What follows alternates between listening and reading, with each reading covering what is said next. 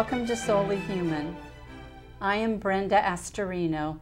Across all cultures, all religions, and all spiritual practices, aspects of human action and awareness never cease to be pondered, written about, discussed, and shared.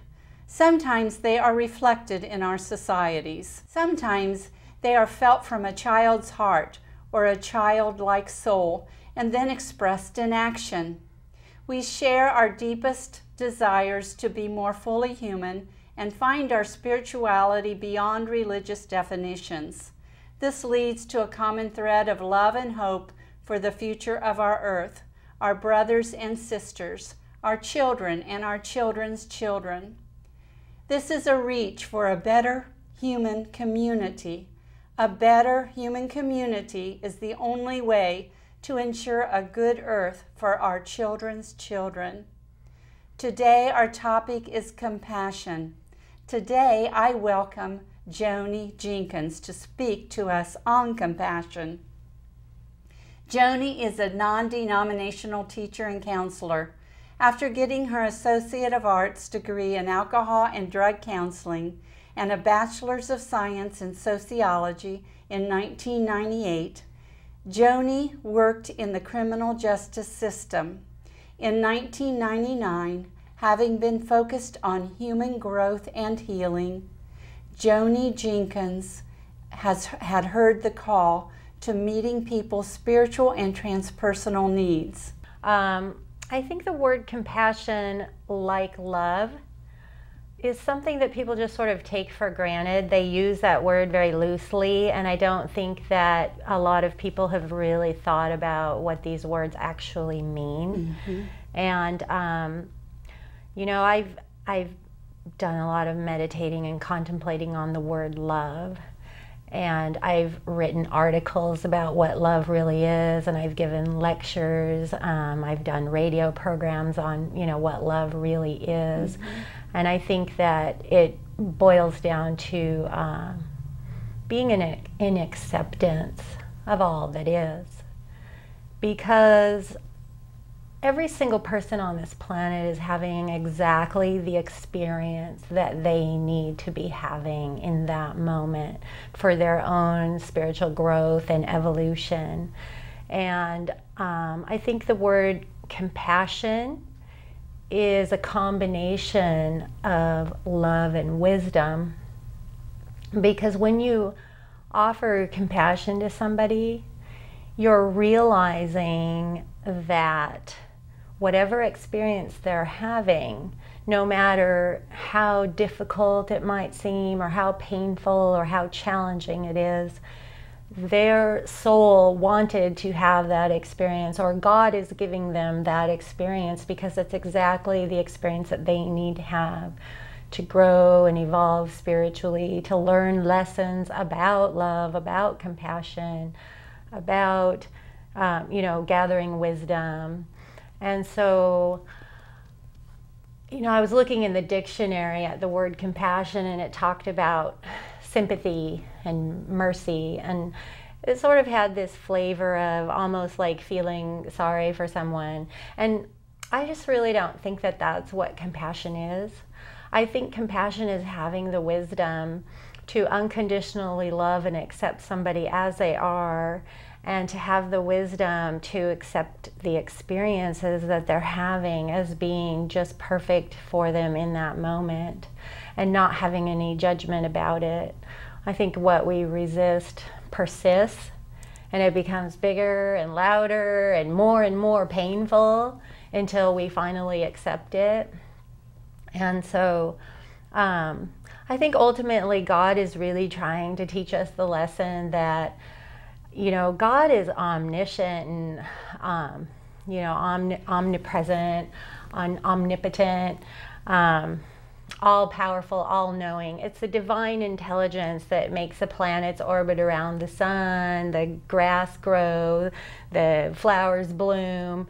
And, you know, really God has a plan for everybody's life, and gives them exactly what they need, puts them in the right place at the right time with the right people and the right experiences. And it's really sort of almost arrogant to think that we know we know what's better for someone better than God does. And so I think that along the lines of having compassion, we need to understand, I'm kind of thinking of that phrase, God never gives us more than we can handle, or, what doesn't kill us makes us stronger. If you pray to God for courage, God is actually going to put you in situations that are extremely fearful so that you can go in and draw on that courage inside of yourself.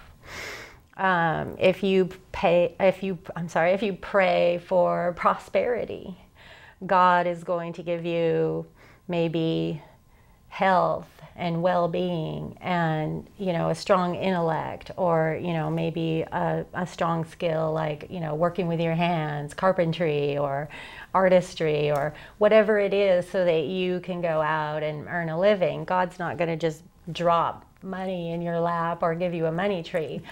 And so in God's infinite wisdom, God gives us exactly what we need.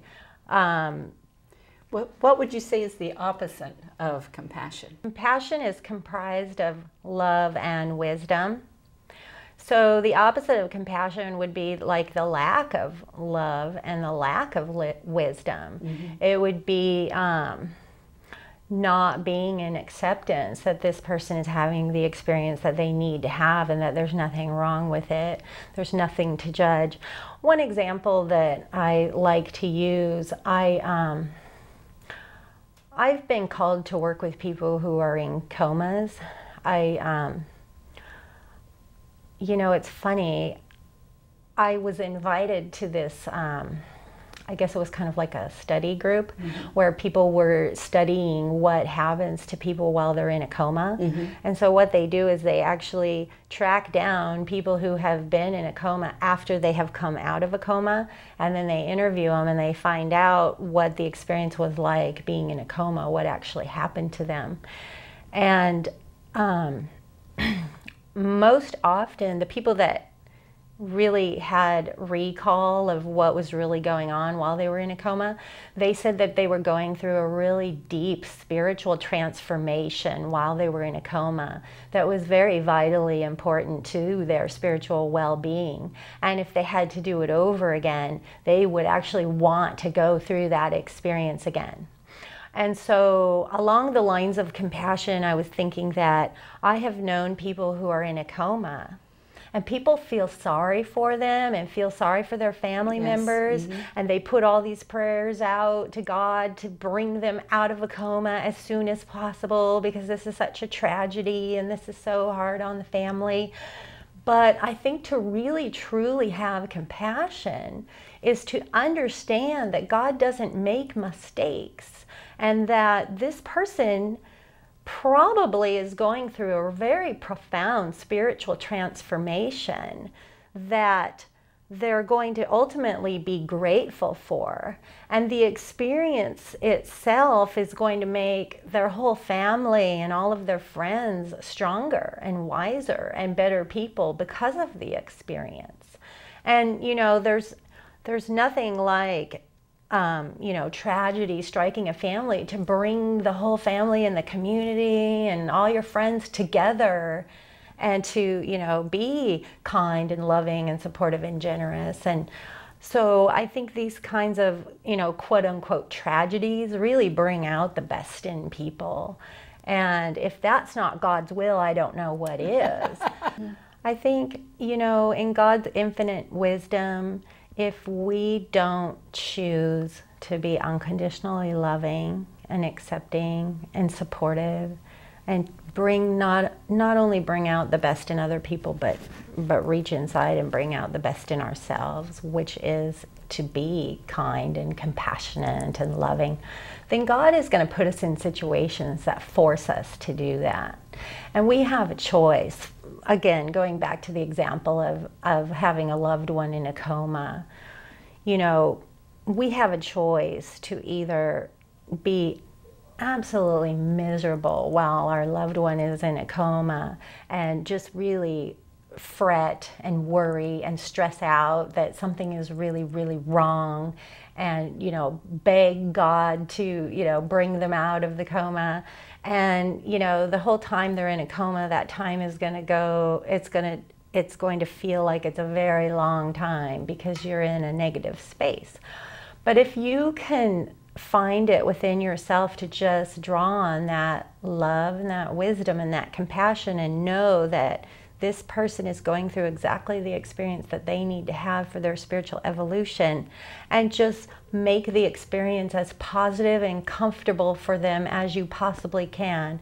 Maybe just go and sit and pray with them when you go to visit them. Not praying to bring them out of a coma, but praying that God's will be done, and that they just have the strength and the wisdom to accept the situation and know that it is good. It seems to me that while you're speaking of these things with the acceptance, then you're also talking about getting our own egos out of the way.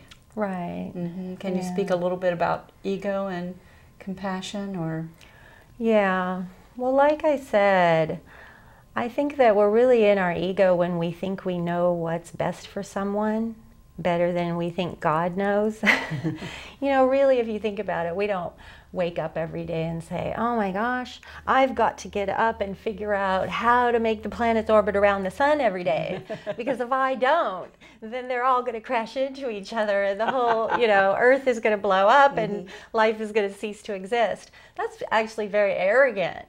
And we don't really realize it, but that's what we do in our lives and in the lives of the people around us every day. Because when we start being controlling and we're not in acceptance of all that is, and we don't realize that everybody's having the experience that they need to have to learn about love and compassion and all these things, then we really are in our ego, because we're deciding, you know, we're passing judgment on that person. Like, just, you know, say for example, one example I like to use on this topic is homeless people. A lot of times we, quote unquote, feel sorry for homeless people, and we think that we're being very, very compassionate because we feel sorry for them. And in reality, there's a lot of different things going on a lot of levels. Some people have the philosophy that a homeless person is a very highly evolved spiritual master incarnate in a body, and they're having the experience of homelessness and poverty, like I said, on a lot of different levels for a lot of different reasons. Maybe one of those reasons could be to experience peace, that money doesn't buy happiness and your possessions don't buy happiness, and a career doesn't necessarily buy happiness. Maybe they are extremely peaceful being penniless. But the other issue is like what I was saying about a tragedy bringing out the best in people. Maybe that homeless person who's really a very evolved, enlightened spiritual master incarnate is there to give every person that walks by them the opportunity to choose to be loving and generous and kind and to be giving. Maybe for the person who's always taking and never giving, that homeless person is giving them the opportunity to give for a change and to be loving and to be compassionate. And so you just never know. You never know who that homeless person is at a soul level and why they've decided, or why God has decided to give them this experience. And so to be in that state of compassion, to be in that state of love and acceptance of all that is, to be in that state of wisdom, is to say, you know, who am I to know why that person is homeless? The best that I can do is just be kind to them and treat them with as much dignity and respect as I would anybody else, you know, who has a job, who has money, who has an education, who has a home. You know, the idea is that you know, God said that we are all created equal in the image and likeness of God. So I guess the question is, you know, to ask yourself, am I being in a state of unconditional love and compassion? Am I being in that state of wisdom to realize that I have no idea what lesson this person needs to learn? Only God knows that. And I don't really know the dynamics of their life any more than I understand how God makes the planets orbit around the sun without my help, you know?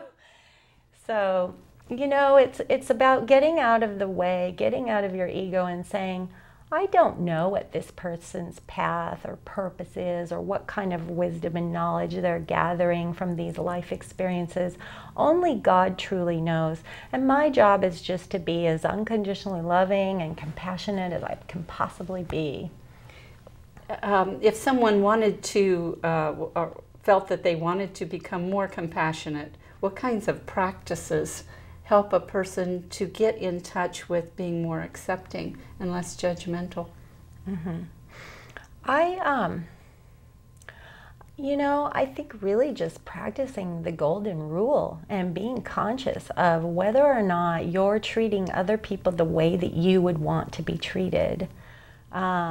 If you were experiencing some kind of hardship in your life, whether you lost your health or you lost your money or your home, or you were going through a divorce or the death of your child, how would you want people to treat you?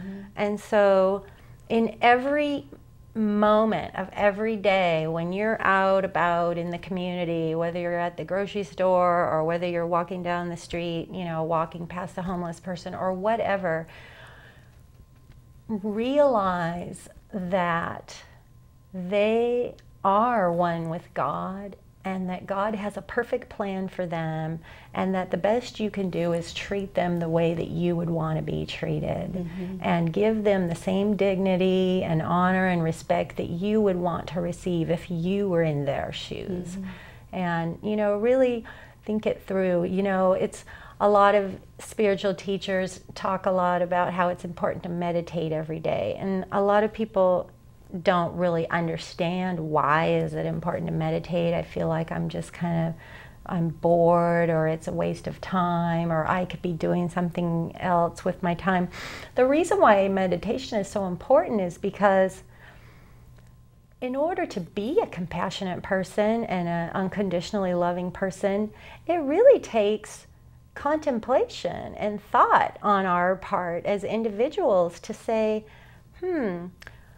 am I falling back into old bad habits of ego and control and judgment and, you know, belief systems that I grew up with that are just sort of second nature?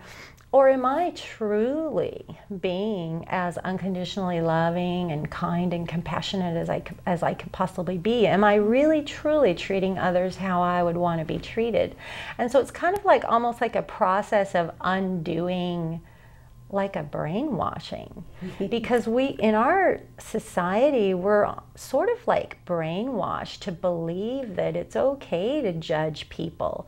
It's okay to tell people, you know, this is right and this is wrong, and you should be doing this, not this, and to constantly give unsolicited advice, and and we're just kind of brainwashed to do this, and we just do it unconsciously. So what meditation and contemplation does is it brings all these unconscious behaviors and beliefs that lead to judgment and unsolicited advice and things like that. It brings it to your conscious awareness so that you can catch yourself and say, oh, you know, maybe that really wasn't appropriate. Maybe I need, rather than giving unsolicited advice and judging this person and telling them, oh, you know, you're making poor decisions, maybe I should be telling them, you made the best decision that you could possibly make for where you're at right now, and I love you and I accept you as you are. Because isn't that really what we all want? It's just to be accepted. Yes. I think we're all doing the best that we can in any given moment. And when, you know, people sort of shame us or humiliate us or make us feel like we can never do anything right, that's exhausting and tiring, and it's really not helping. Having worked in different fields that are helping fields, I realized, and I had a teacher tell me once, that people heal in compassion, they don't heal in judgment. Right. And I think one of the things that I had to become aware of is where I judge myself and when I'm compassionate with myself. Absolutely. Can you talk for a moment on being compassionate with yourself? Yeah, absolutely. That's really where it all starts, because, you know, to the extent that you're kind to yourself and forgiving of yourself and can love and accept yourself, that, you know, that directly translates to how well you can be kind and loving and compassionate with other people.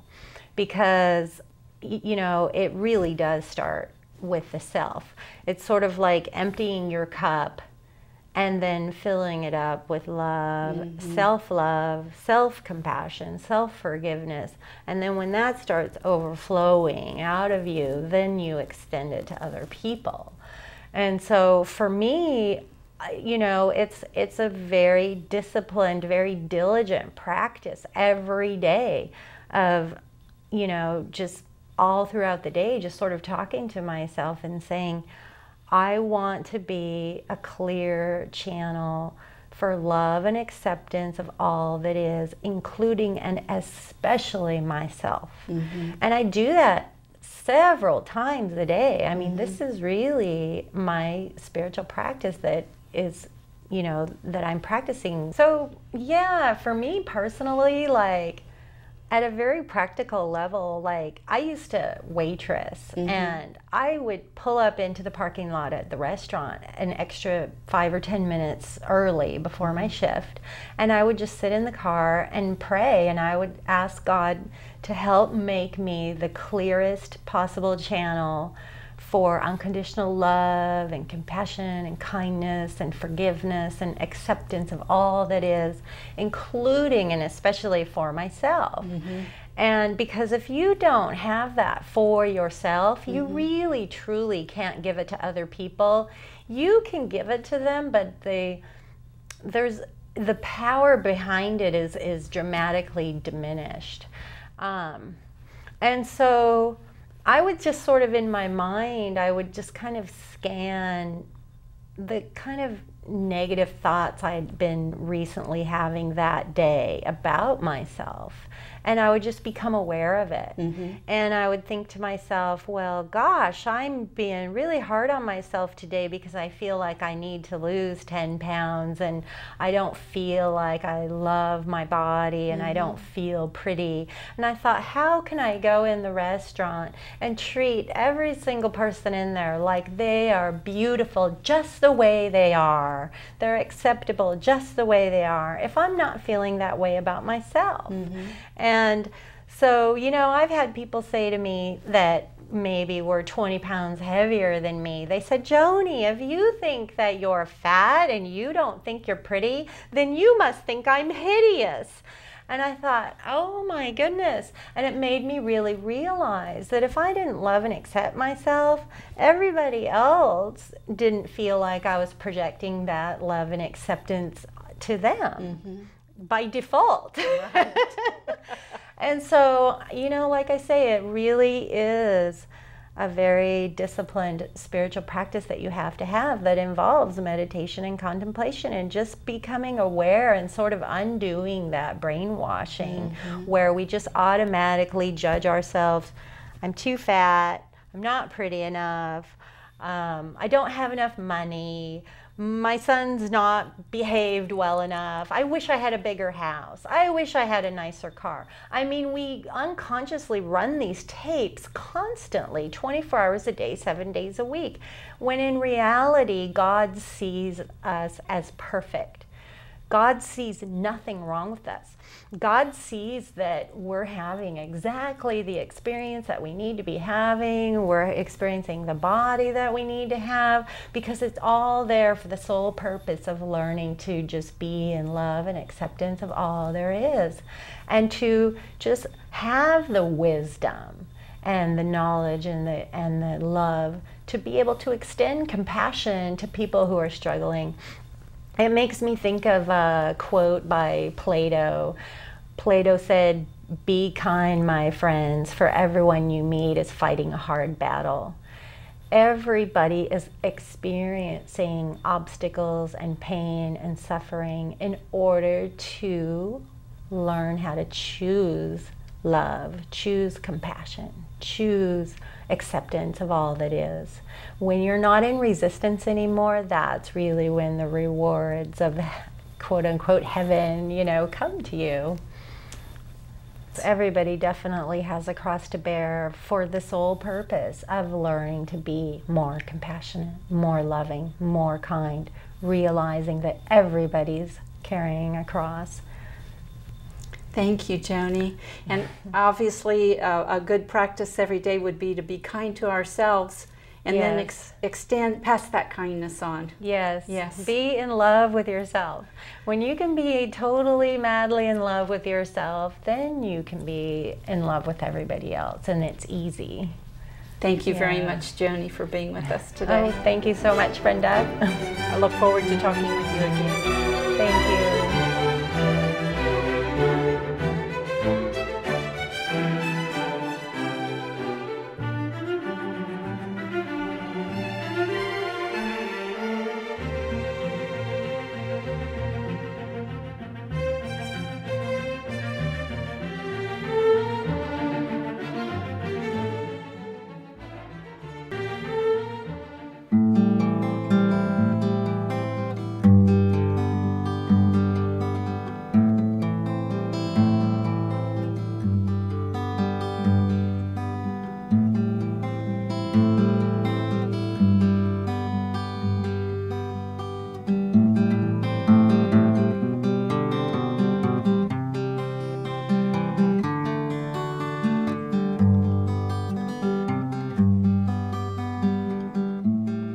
Mother, flow the golden raindrops from your loving hand. Mother, feel me dance upon your warm brown land. Mother, pull the breezes up